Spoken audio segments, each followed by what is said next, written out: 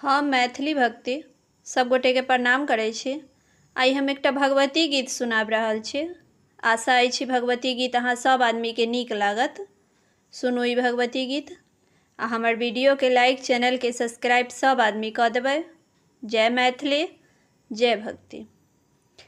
जिंदगी में लागल छै माँ दुख का पथारी है। जिंदगी में लागल छै माँ दुख का पथारी है। कोन का लिखलौ मैया, कोन का लिखलियै मैया। एहन कपार है, कोन का लिखलियै मैया। एहन कपार है। जिंदगी में लागल छै माँ दुख का पथारी है। कोन का लिखलियै मैया, कोन का लिखलियै मैया। एहन कपार है, कोन का लिखलियै मैया। एहन कपार है के जे के ओ पूजलक मैया के लिए उधारिये। जे के ओ पूजलक मैया के लिए उधार है। एक बेर सुनियौ ने, एक बेर सुनियौ ने हमरा पुकार है। एक बेर सुनियौ माँ हमरा पुकार है। एक बेर सुनियौ माँ हमरा पुकार है। कोन का लिखलियै मैया, कोन का लिखलियै मैया।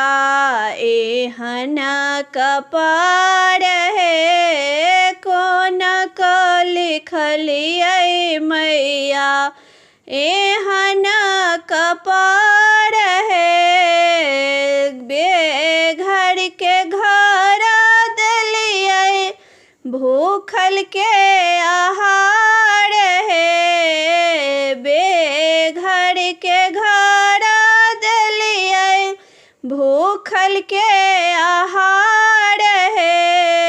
हमरा किया ए मैया, हमरा किया हे मैया। करै छी बाहर है, हमरा किया हे मैया।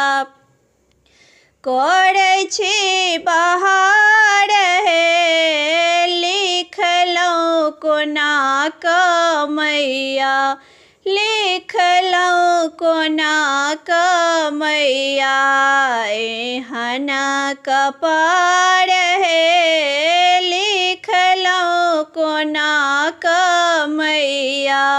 एहन कपार है। 10 दिन भोरा साँझ आएब हम दुआरी है। 10 दिन भोरा साँझ आएब हम दुआरी है। नीपब पीढ़ी अहाँ के, नीपब पीढ़ी अहाँ के।